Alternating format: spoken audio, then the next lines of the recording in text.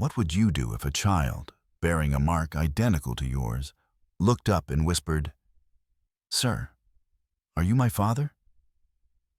It sounds like a ridiculous question until it shatters your entire world. For Graham Everett, it did just that. He was a solitary millionaire, a CEO armored with success and prejudice, who never imagined that a misty evening in Savannah would open a completely different chapter. One where billion-dollar contracts lost all meaning the moment a little girl he'd never seen before looked him straight in the eye, and it felt like a voice calling from the past. And if that past had once been a love, he let slip away, a woman who called out his name in her final breath. Would you dare to turn back? Would you risk everything just to find a child who never even knew she had a father? Let your heart enter this story, a place where fortune clashes with family, where a man must relearn how to be a father, how to love, and how to forgive. You are about to witness a story told like a film, slow but profound. Are you ready? What do you believe matters more, career or family? Leave a comment below and join us on a journey that might just change the way you see the world.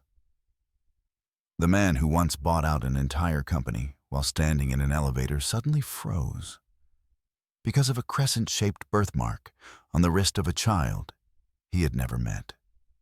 It was a late afternoon in December, and the Savannah sky hung heavy with gray, the drizzle falling like mist. Graham Everett, 41 years old, stepped into the River Elm Cafe, a place where closed-door meetings, million-dollar handshakes, and whispered power plays were as familiar to him as the aroma of coffee itself. He had just walked out of the biggest shareholders' meeting of the year, having signed a deal that sent his company's stock soaring before the press conference even ended. But Graham's silver-gray eyes remained distant. Success, once blinding, had become nothing more than an empty echo bouncing off the cold ceilings of boardrooms lit by sterile white lights. He removed his Cartier watch and sank into a leather chair near the window, where the damp breeze carried the scent of wet grass and a faint trace of magnolia. "Same as always," Graham murmured to the barista, not needing to glance at her name tag. His double espresso had just been brewed, but he didn't reach for it. His eyes were caught by something unusual through the rain-speckled glass. A little girl, no more than 7, curled up under the awning across the street, her oversized coat covering her tangled brown hair, and the small backpack clutched tightly to her chest.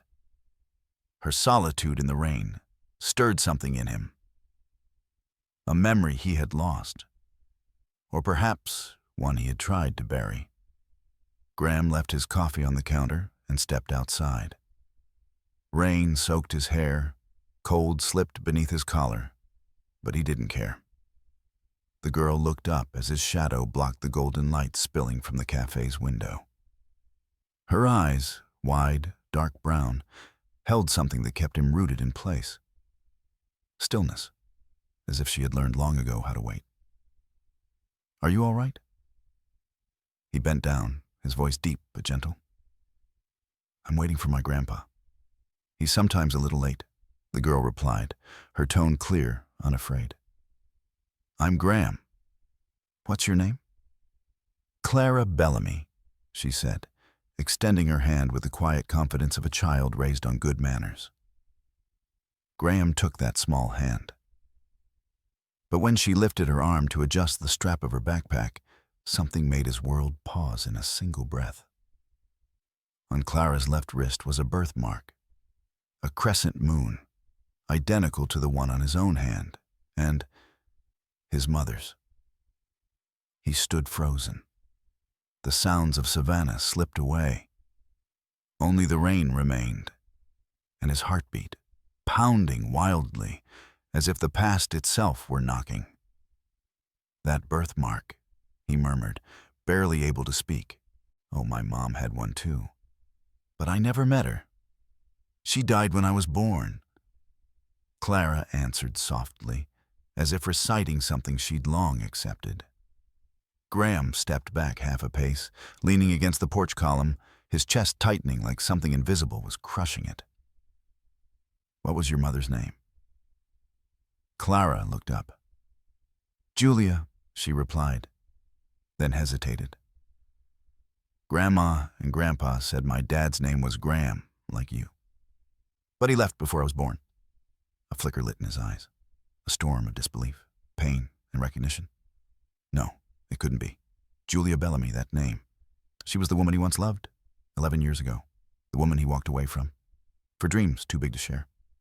The rain kept falling, cold drops soaking through his jacket, but inside Graham's chest, something strange stirred, something warm, or maybe something breaking. The afternoon rain fell like a layer of liquid memory, each droplet tracing long, delicate lines across the wide glass windows of Bell and Finch Cafe, nestled quietly among the cobbled streets of Savannah's historic district.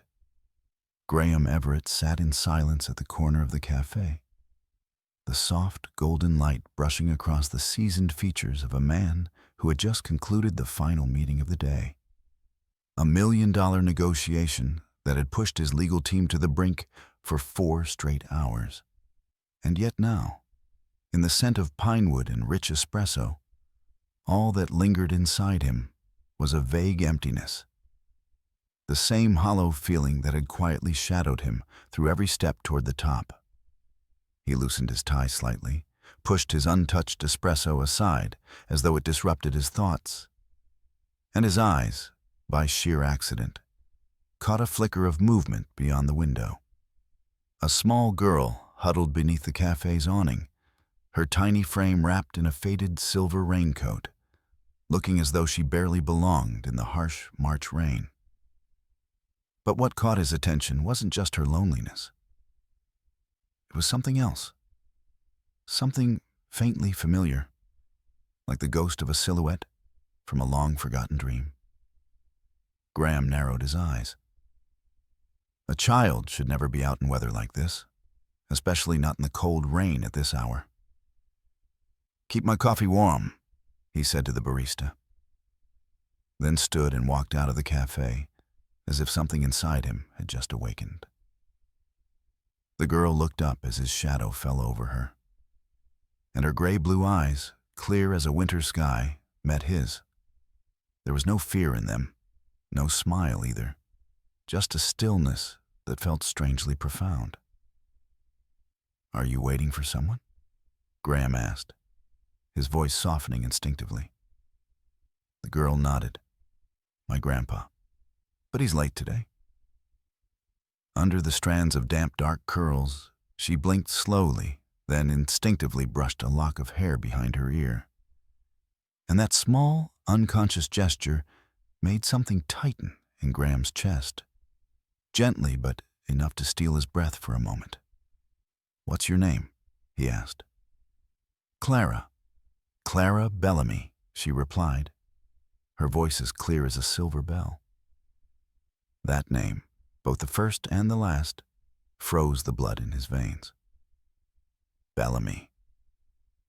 The past knocked gently, like the soft clink of a spoon against porcelain. "Why don't you come inside to wait? It's cold out here." "I'll get you a cup of hot cocoa," he offered. Clara looked at him, thoughtful, measured like a small adult. Then she nodded.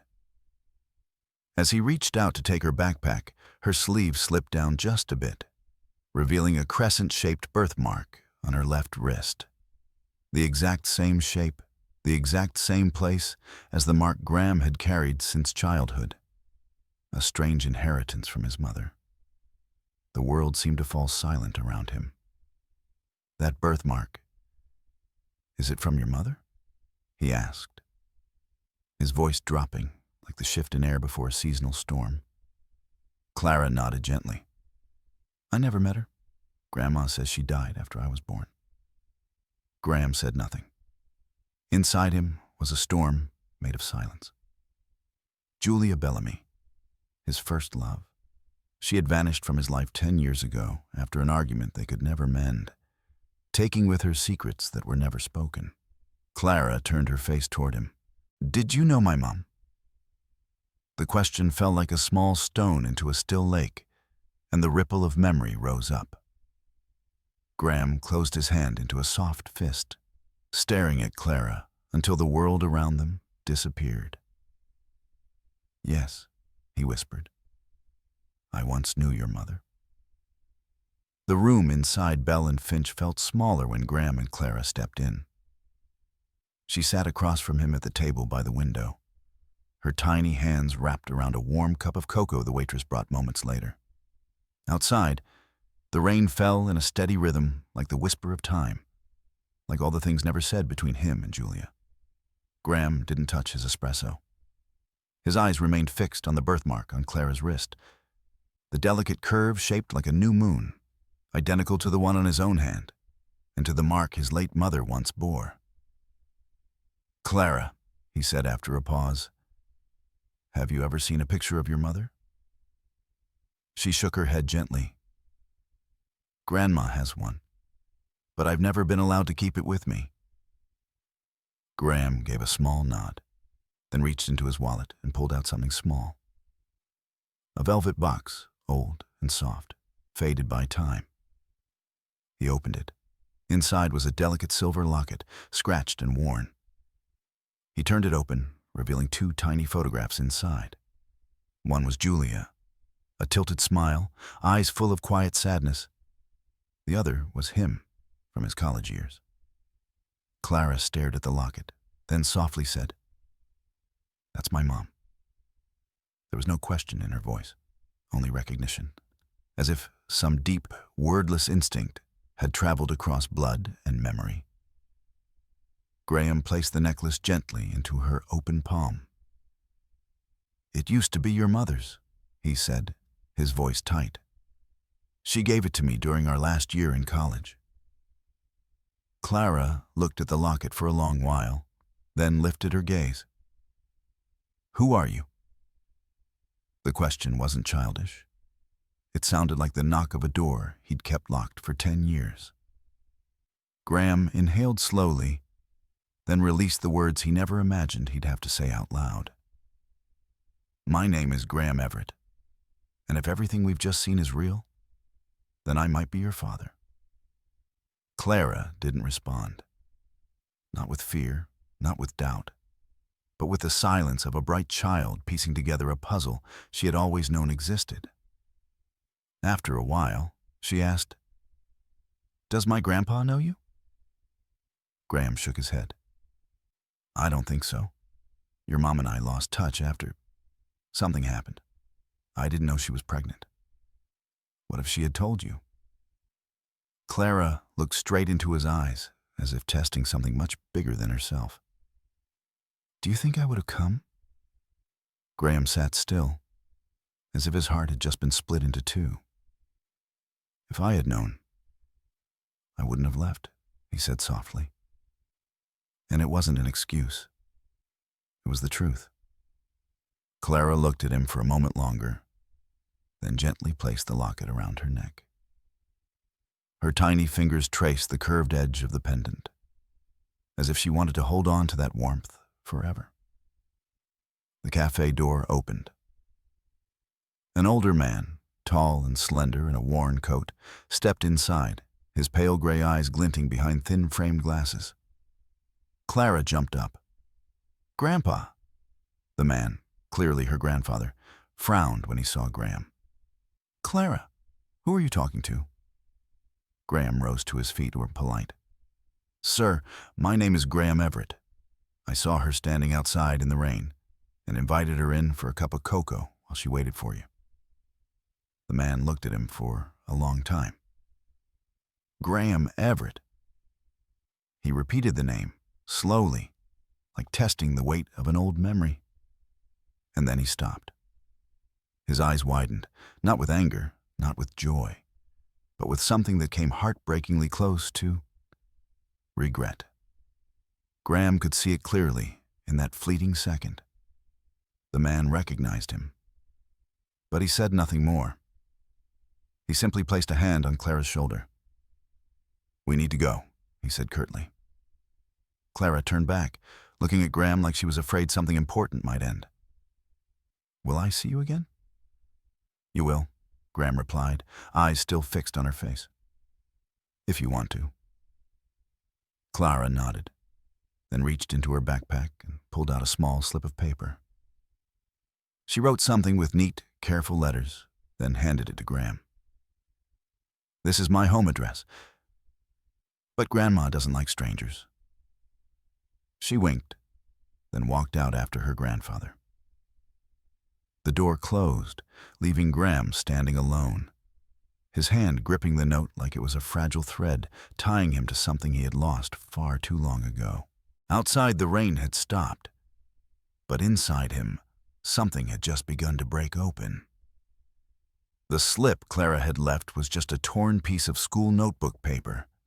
The handwriting, careful and clear, listed an address tucked away in a quiet street on Savannah's southern edge. Graham sat alone long after they had left, his eyes fixed on the still fresh ink, as if every stroke carried something greater than an invitation. It wasn't just an address, it was a bridge, fragile, tentative, linking him to a part of life he had once let go. A part he never knew had been waiting, somewhere beneath the silent rain of passing years. That night, in his penthouse high above the quiet banks of the Savannah River, Graham didn't turn on the lights. He let the room rest in the dim gray of dusk, with only the hazy glow of street lamps brushing across the wooden floor and the soft scrape of wind against the glass panes. On the table was a thick file, old contact records from over a decade ago, and a small envelope, yellowed with time, never opened. It had been tucked inside a batch of old documents his assistant had returned to him when Graham began digging through the past he thought he'd buried. His name was written across the front. Graham Everett. In delicate, slanted handwriting he could never mistake. It was Julia's. His hand trembled slightly as he opened it. Inside was a single sheet, folded once, filled with neat, deliberate handwriting that carried a weight no words could fully name. "Graham, if you're reading this, it means I've overcome my greatest fear. Your silence. I don't know how to say it all, but I'm carrying something that doesn't just belong to me. We had something beautiful once, and then we lost each other. I don't blame you. I just regret. If I never get to see you again, I hope you'll understand this. Our daughter, if it's a daughter, will have your smile and a small birthmark on her left wrist. I call it the smile of memory and the birthmark of destiny." He sat motionless, his hand resting over the handwriting, as if trying to hold on to memories slipping through his fingers. A sigh escaped into the air, heavy as winter. 11 years had passed, and only now did he realize that Julia had tried. That there had been letters sent, maybe dozens, but not a single one ever reached him. And now, this final message had become a mirror reflecting all the things he had failed to preserve. Graham stood, walking slowly to the wide glass window. The city continued its quiet rhythm beneath the skyline, golden ribbons of light flowing down Bay Street like a river of lamps. Part of him wanted to go to the address Clara had written, tonight. But he knew a moment like that required something more than impulse. It required an honest apology, a heart ready to be forgiven. He wasn't sure he had either. The next morning, Graham returned to the office, where everything seemed to be cracking slowly beneath the surface. His assistant, Naomi, a sharp and loyal Haitian woman, stepped in with hesitation in her eyes. "Mr. Everett, there's something I think you need to see." She placed a document on his desk, a copy of internal call logs from 11 years ago, the time when Julia had said she tried to reach him. There were nearly 30 entries, all marked as internal transfer or handled by Harold Everett. Graham stared at the name Harold repeated down the page, and something cold crawled up his spine. Harold, his uncle, the man who had mentored him through his career, who once oversaw all communication and correspondence. And once again, the faint threads between power and secrecy began to reveal themselves, pulling him toward a truth he wasn't sure he was ready to face. But he knew this much. If Clara truly was his daughter, if Julia had spent years trying to let him know, then that silence had never been a coincidence. Someone had made sure he never heard the voice from his past. As dusk settled, he sat alone in his office, a map of Savannah spread out before him. The address Clara had written was on Habersham Street, in an aging neighborhood near Forsyth Park, where ancient oaks cast shadows thick as memory. He closed his eyes, his hand gently brushing over the crease in Julia's letter. Beneath the soft golden light, her handwriting seemed to breathe, to whisper something he had spent years pretending not to hear. Graham knew this next journey would be unlike any deal he had ever chased. There would be no contracts to sign, no returns to calculate. This journey was something else entirely. A return to a child who bore his birthmark on her wrist. Graham arrived in front of 2115 Habersham Street late in the afternoon, as sunlight pierced through the drooping oak branches, casting long rays that seemed to stretch time itself. The house was modest, an old craftsman-style home with a low porch and a white fence faded by the years. On the steps sat a tiny pair of shoes, neatly placed beside a small pot of lavender. He stood there for a long time, not knocking, just watching the silk curtains flutter gently in the breeze, as if the place itself had been keeping a piece of his memory, quietly, without blame, without demand. Then he saw Clara.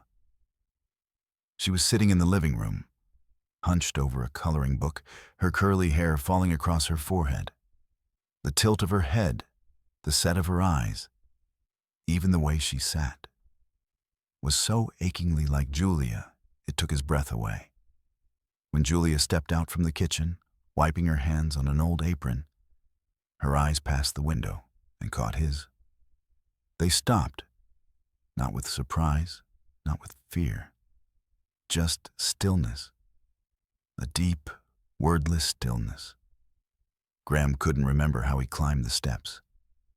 He only knew that when the door opened and the late light fell between them, he saw Julia standing there, thinner than before, her eyes deeper, but still holding that quiet gentleness that had never left her. "Hi," he said, his voice rough. Julia didn't reply right away. A breath passed between them before she finally spoke. "I thought you'd never come."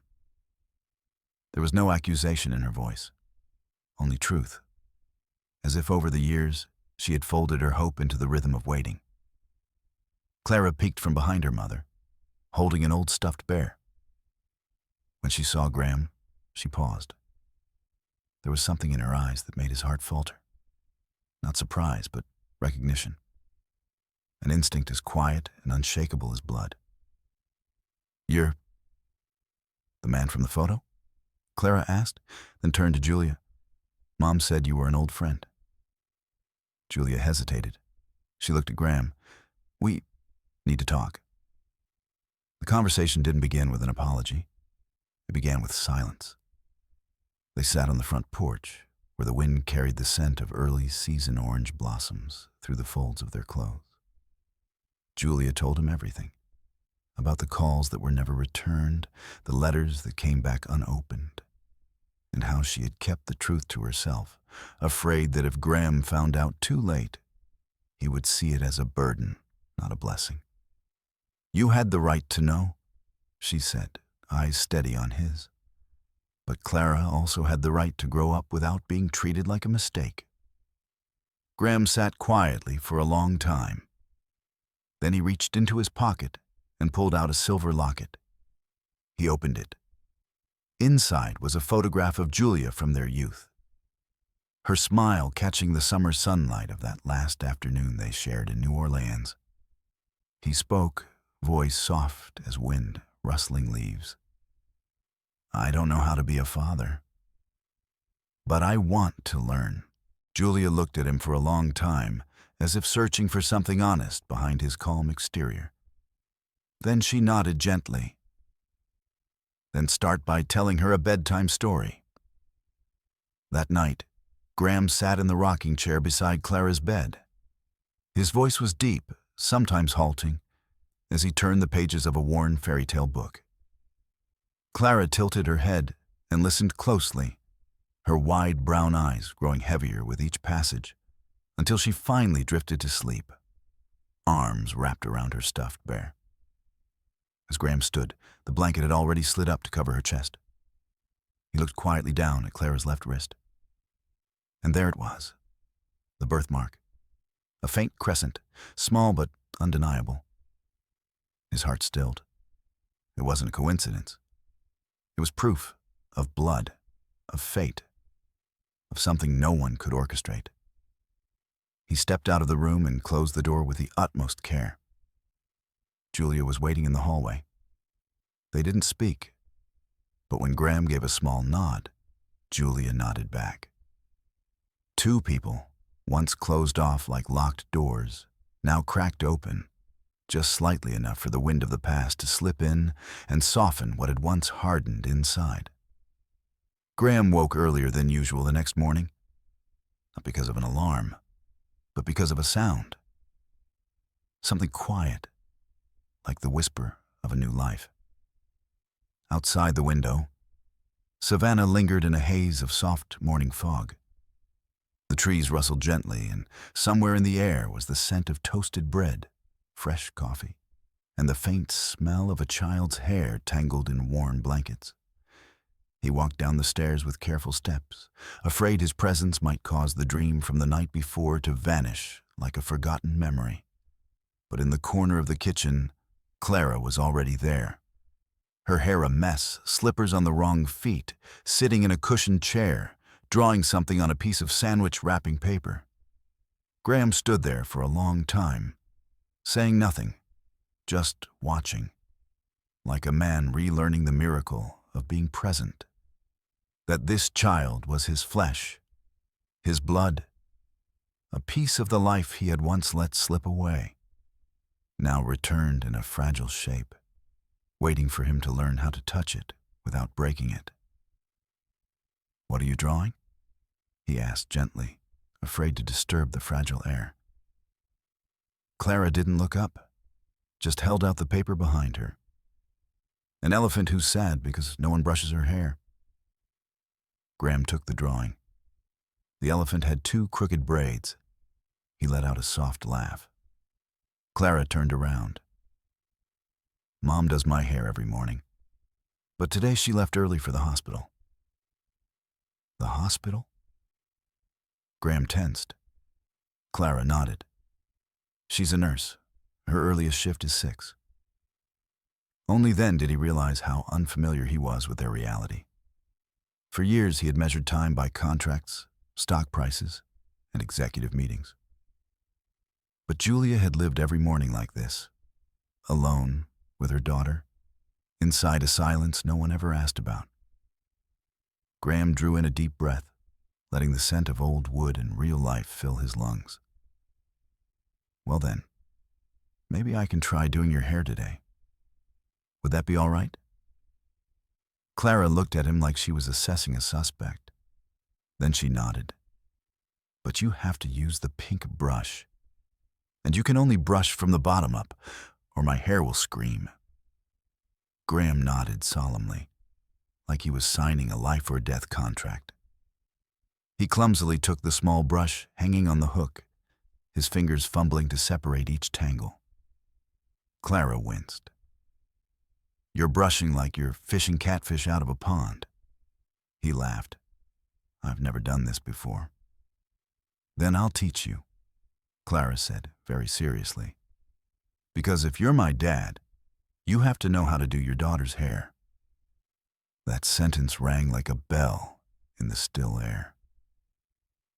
He froze, his hands trembling slightly in her curls.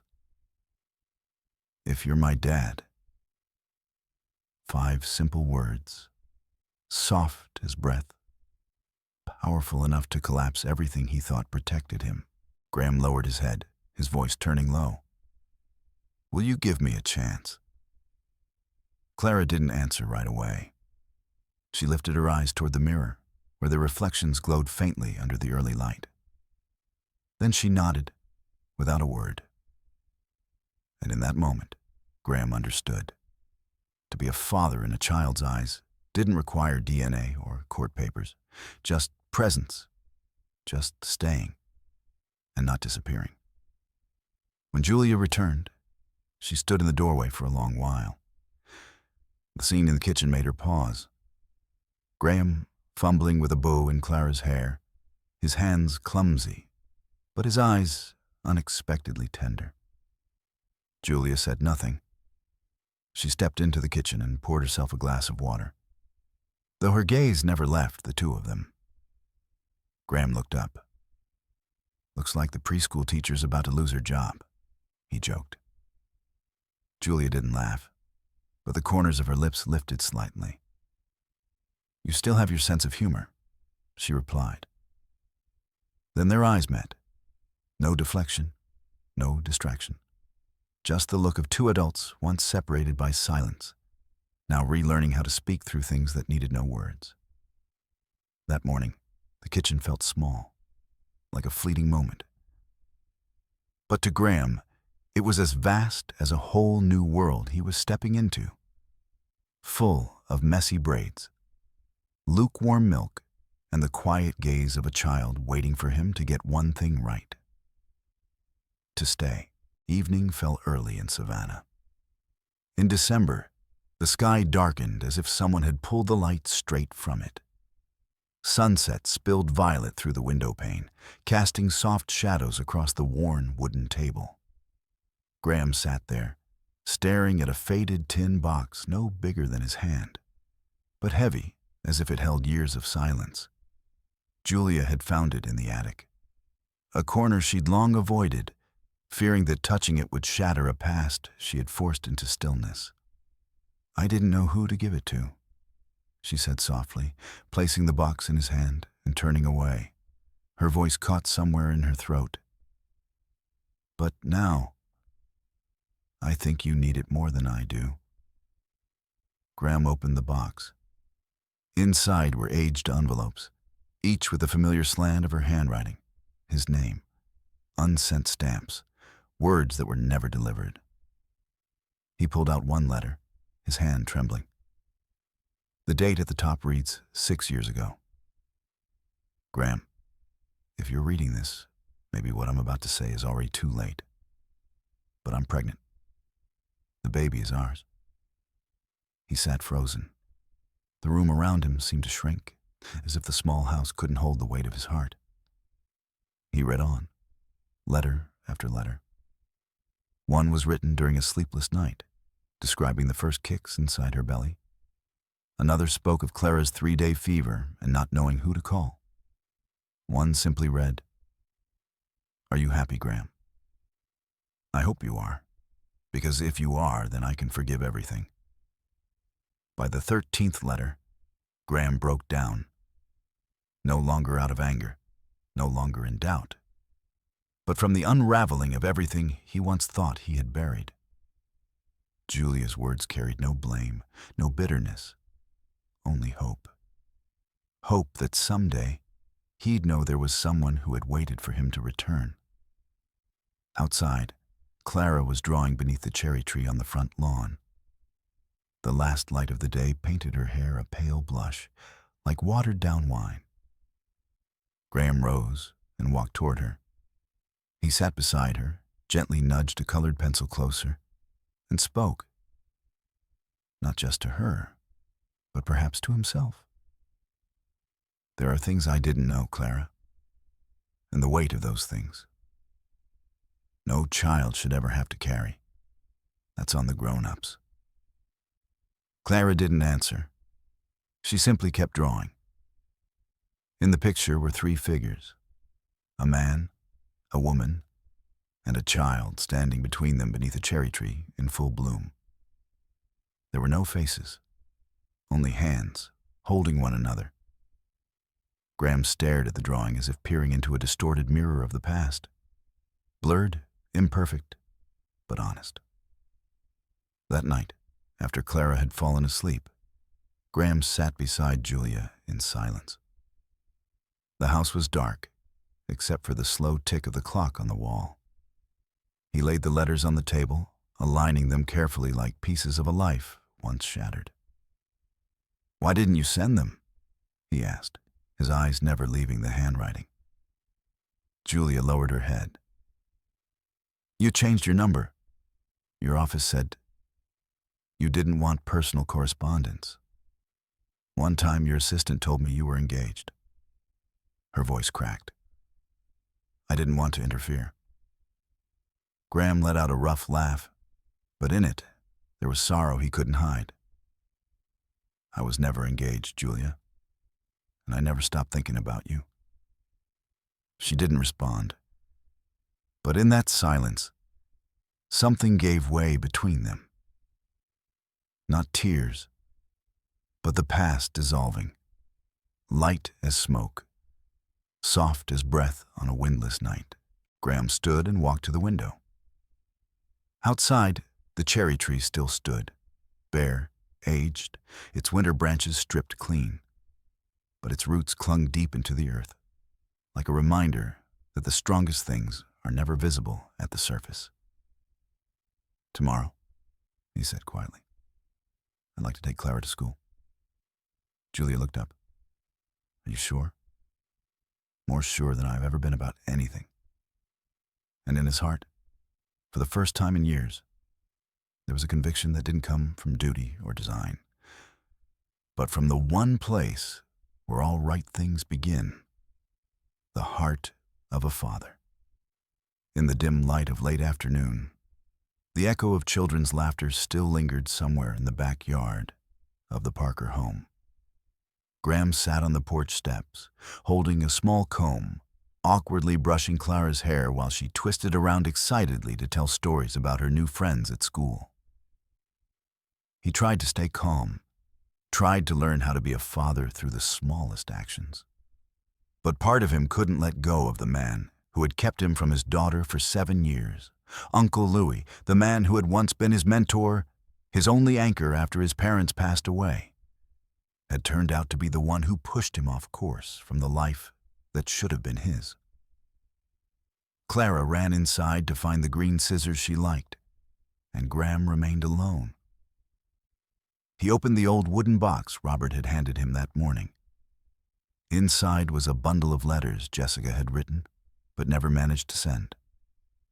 The familiar slanted handwriting tightened something in his chest.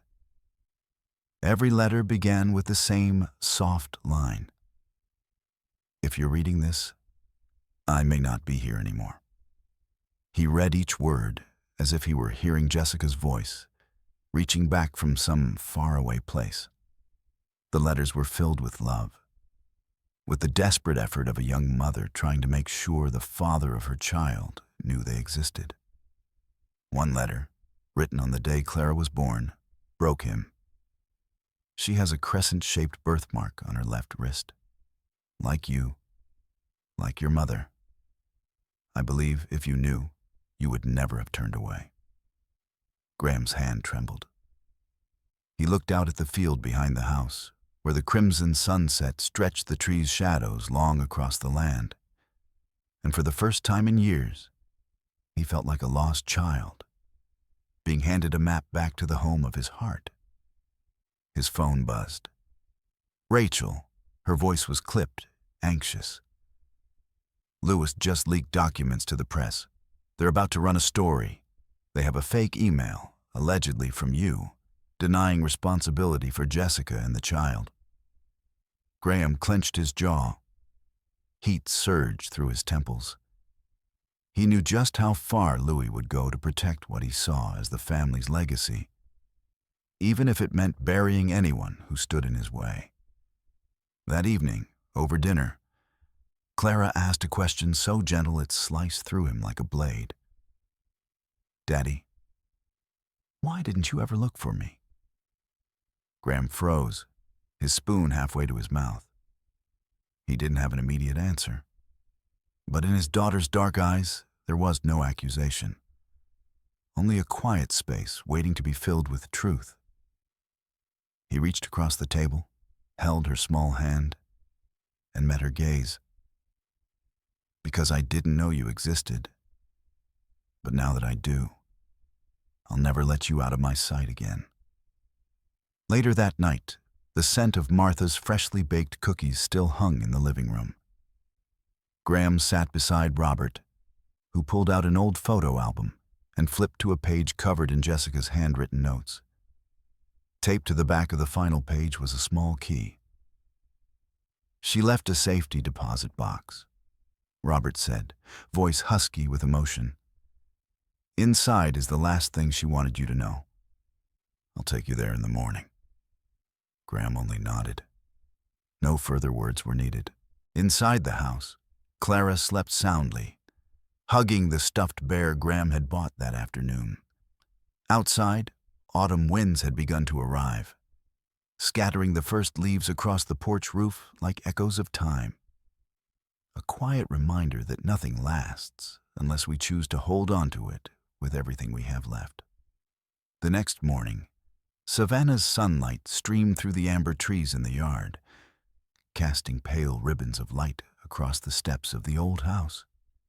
Graham went with Robert to the bank, the aged key warm in his hand. The safe room was cold and silent, and the metallic click of the lock sounded like memory itself. When the steel door swung open, Graham nearly stopped breathing. Inside was a cherrywood box, smaller than a book, with fine engraving on the lid, for Clara, for the day she finds her father.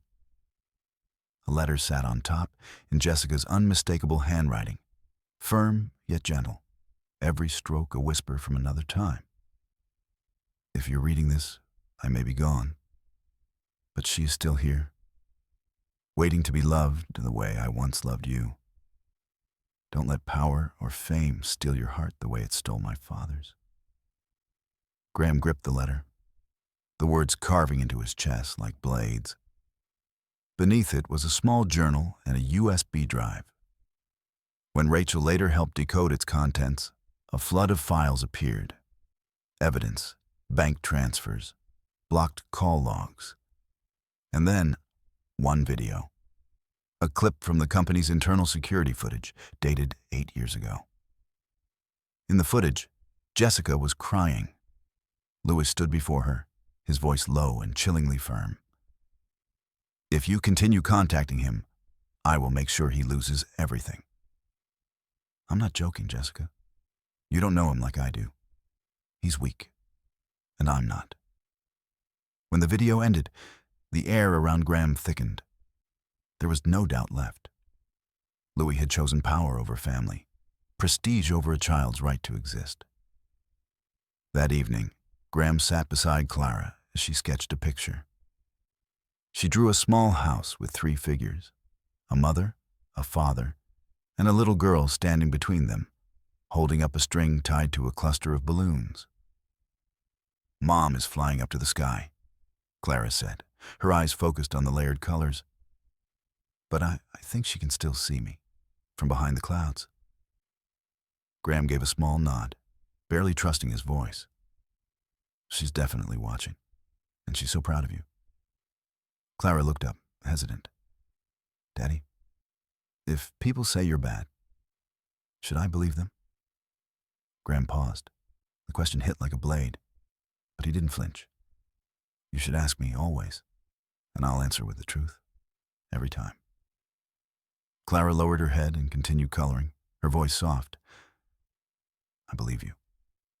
But please don't disappear again." Graham gently ran his hand through her soft hair. "I'm not going anywhere. Not ever again." The next day, a reporter from a major paper came to see Graham. They had received a copy of the video, clearly from Rachel. They wanted an interview, wanted to tell the real story. But Graham shook his head. Not yet. Not for me. For Clara and for Jessica. I need to give them peace before I give the world the truth. But he knew time didn't wait. Louis was planning something, and the next blow wouldn't be subtle. Sure enough, just hours later, Graham's attorney called. Louis had filed an emergency motion in court, accusing Graham of financial instability and emotional unfitness to raise a child. Graham looked out the window, where Clara played beneath the old oak tree with Robert, the tree where Jessica once loved to read. He couldn't let that child be dragged into another power struggle. He wouldn't. That night, under the soft amber light of the living room, Graham laid out every document he had. He was no longer a businessman chasing contracts, but a father learning to fight with love, with truth, and with the values Jessica once believed in. He sat down and picked up Jessica's final letter, still faintly scented with jasmine, and whispered, "Tomorrow I'll stand for you. For her, and for who I've become." Graham didn't walk into court the next morning as a millionaire, nor as a CEO defending his reputation. He entered with the weary eyes of a father who'd spent the night rereading every word in the journal of the woman he once loved. Across the courtroom, Louis sat upright, his gaze sharp as steel, a cold smirk curling at the sight of Graham in a plain dress shirt, unaccompanied by a powerful legal team. But Graham didn't need them. He had the truth and faith. The court asked both sides to present their arguments. Louis's attorney went first, speaking with a smooth, rehearsed calm. They talked of financial volatility, of Graham's supposed emotional instability following the revelation of fatherhood, of his history of neglect. The words seemed persuasive, filling the air like cold vapor, making the room feel tight, hard to breathe. Graham didn't respond. He didn't argue. He simply stepped forward, opened the file in his hands, and moved to the center of the room. He tapped his tablet. The screen lit up with a video of Jessica. Her eyes swollen, her voice shaking but firm. The same footage Louis had once tried to bury. "You don't have the right to stop me from reaching Graham. You're not my family. Graham needs to know he's the father." The courtroom fell silent. No one breathed. Even the clerk's pen froze mid-sentence. Graham didn't look at Louis. He looked straight at the judge, a silver-haired woman with the seasoned eyes of someone who'd seen too much fall apart because of lies. "I'm not here to fight for Clara like she's some prize," Graham said slowly. "I'm here to make things right. It wasn't my fault I was denied the chance to be a father. But the responsibility now, that's mine. And I choose to stay. Every single day." He placed a small silver necklace on the evidence table, the same one Clara had worn since the day she met him. She deserves a father who isn't just present in photographs. That night, when Graham finished speaking, Louis shot up from his seat, his face flushed crimson with rage. He spat his words through gritted teeth.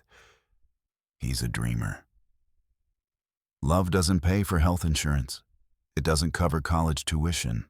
Graham turned to him, his eyes no longer soft. But love is the one thing Clara has never lacked with me. And that's what her mother taught me. Before you took her away. The judge raised a hand, signaling the end of the hearing. "The court will temporarily suspend Mr. Montgomery's guardianship petition," she said, her voice calm but firm. "And we will open a special hearing to reevaluate the full asset structure, potential evidence tampering, and any conduct that may constitute criminal liability." Outside the courthouse, there wasn't a crowd of reporters like Graham had once imagined. Only Rachel stood waiting beside an old SUV, with Clara inside, looking out the window with eyes that held the weight of rebirth. As the door opened, she launched herself into his arms. "Daddy, they're not taking me away, right?" Her voice trembled in her throat. Graham pulled her close. "No one's taking you, Clara. I won't let that happen. Not ever again." From afar, the evening light filtered through the trees, casting long shadows across the courthouse steps, like time itself was rewriting what had once gone wrong. That night, Clara fell asleep on his chest, while Graham sat motionless for hours in the dark, staring up at the ceiling of the old house, a tidal wave of peace rolling through him. Not because it was over, but because he had finally stepped beyond his greatest fear, that he wasn't enough, that he could lose what money could never buy back. In the next room, Rachel was still combing through files. She had just uncovered more audio recordings, phone calls between Lewis and several board members, in which he bargained for control of the Employee Welfare Fund. Graham rose and stepped into the room, meeting her gaze. "Tomorrow we begin," he said. "Not just for me. For Clara, and for everyone he's treated like pawns." For the first time in his life, Graham wasn't afraid of losing everything, because this time he had finally found what he'd lost at 26. A family. And he wasn't letting go again. When morning broke over the old suburban house in Asheville, Graham had already been awake for hours, not stirred by birds or sunlight, but by a strange stillness, quiet enough to hear his own heartbeat. He walked out into the hallway and paused outside Clara's room, where she still slept peacefully, her small face bathed in the glow of a moon-shaped nightlight. In that light, the silver necklace, her mother's, caught a shimmer, like a permanent mark of memory, of promise, of sacrifice. He gently closed the door and returned to his study, where Rachel had fallen asleep at the desk, beside a file folder marked with a familiar hand. Jessica's delicate handwriting on a pale blue sticky note. Jessica's final explanation. Inside the folder was a revised version of a will Jessica had never submitted to the court, a draft of a farewell letter she never sent, and one final voice recording she had left on an old handheld device. "If you're hearing this, I may already be gone. But I know that one day you'll find Clara. Please don't let her grow up believing her father gave up. Don't let her think she wasn't worth fighting for." Her voice cracked in the final lines, like a dissonant note in a string ensemble, fragile but unwavering. Graham closed the folder and carefully placed it into the wooden box he had crafted the night before. On the lid, he had carved one word: legacy. Not shares, not a corporation, but truth, love, and memory. That afternoon, in the boardroom of the Jessica Bellamy Foundation, Graham stood in the glass-walled meeting space overlooking the distant Blue Ridge Mountains, where the horizon dissolved into a haze of soft fog. Beside him stood Rachel, Olivia, and 3 newly appointed board members: a pediatrician, a single mother once supported by the foundation, and Sarah, Jessica's dearest friend, now Clara's guardian in the days Graham had spent in legal battle. They reviewed the last of the newly uncovered evidence, including the video Rachel had recovered from an encrypted server, footage of Lewis threatening Jessica in his own voice, in his own face. There was no room left for denial, no place left to hide. Rachel placed the folder gently on the table, her eyes meeting Graham's. She asked slowly, "Are you sure you want to make all of this public at next week's gala?" Graham nodded. "We're not just seeking justice for one woman. We're making sure this never happens again, to other children, to other mothers and fathers who've been stripped of the right to love their children simply because someone had too much power and too little conscience.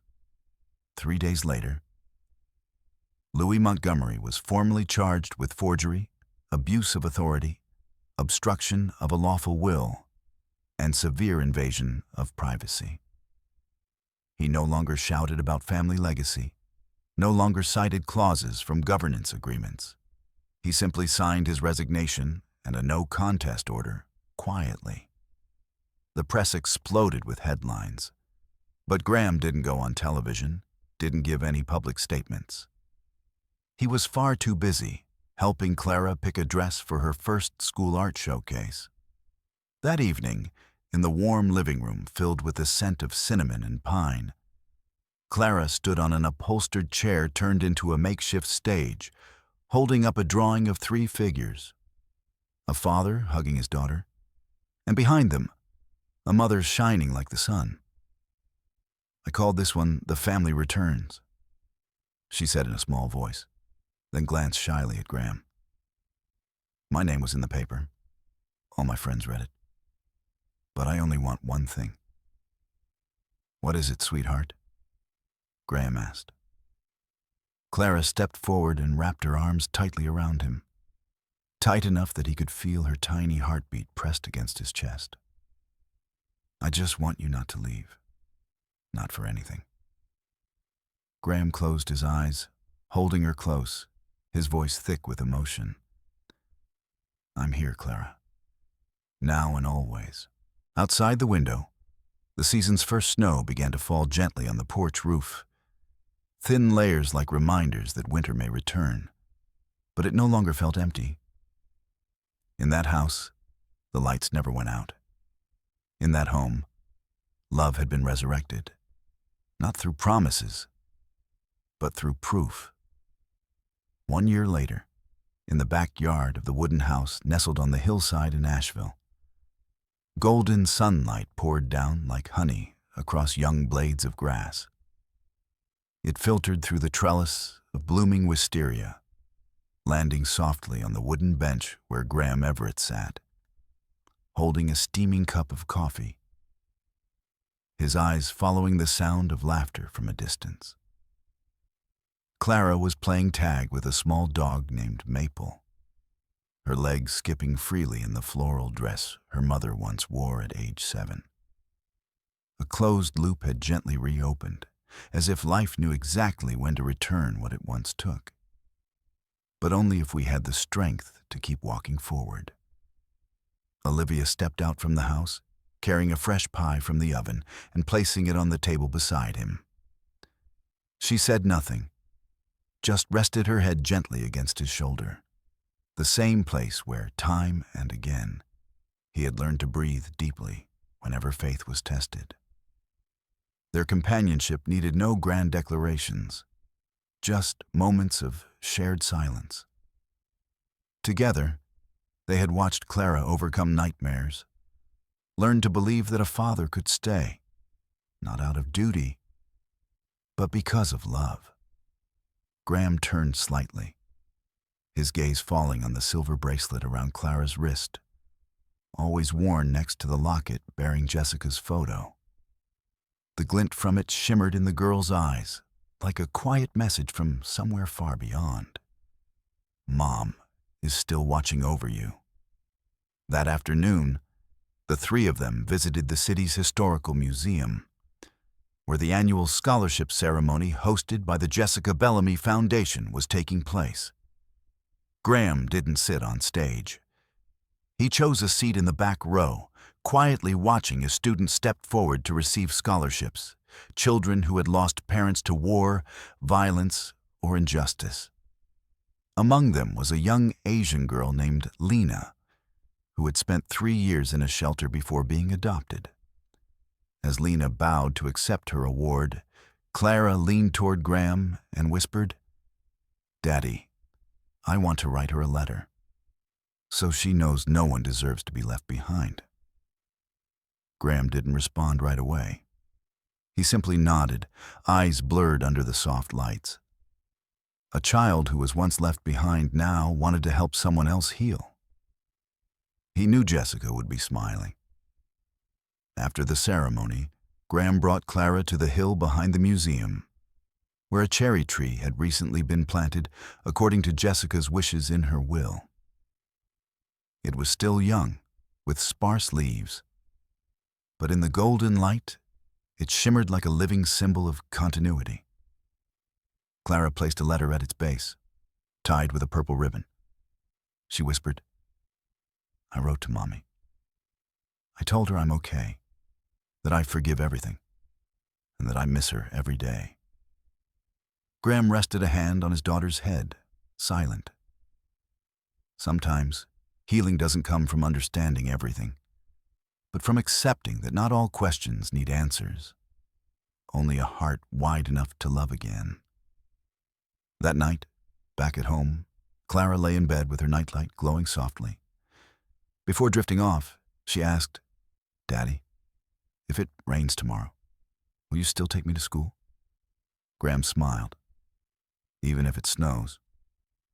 Clara smiled back, closed her eyes, and curled her little hand into his. Outside the window, a gentle mist began to fall. In that room, there was no longer space for an incomplete past, only the fullness of the present. Graham returned to his desk and opened Jessica's old journal. On the final page, where she once wrote, "We will be a family," he added a new line beneath it, "And we became one, the way you always dreamed." Not perfect, but filled with enough love to mend every crack. When night fell, he stepped onto the porch alone, a warm cup of tea in hand. His gaze lifted toward the sky. The stars twinkled above, and he knew one of them was Jessica, quietly watching as she always had. No more bitterness, no more blame, only peace, only love. Restored, not through wealth or power, but through the simple act of choosing what's right when there's nothing left to lose. And that was where everything truly began. Maybe the hardest thing in this world isn't giving up fame or success, but having the courage to let go and step toward love. Graham Everett had lost 8 years of his daughter's childhood, but he reclaimed every year ahead with one simple thing: the courage to choose what was right, even when everything around him demanded the opposite. This story isn't just about a millionaire who found his daughter. Nor is it simply about justice rising against power schemes. It's a quiet reminder that each of us, whether strong or broken, wealthy or barehanded, carries something worth protecting. And often, it isn't found on spreadsheets or behind office doors. It's in the eyes of the one waiting for us to come home. So live boldly, work passionately, dream without fear. But don't forget to pause, just for a beat, and listen for someone calling you by the name that means the most. Because while you're chasing success at full speed, somewhere just around the corner, real success might be quietly waiting for you to turn around. Thank you for staying with us until the very last word. If this story touched your heart, share it with someone who needs to be reminded that love is never too late. Have you ever had to choose between career and family? What truly makes you feel whole? Share your thoughts in the comments below. And if you're tired after a long day, just breathe, relax, and remember, you're not alone.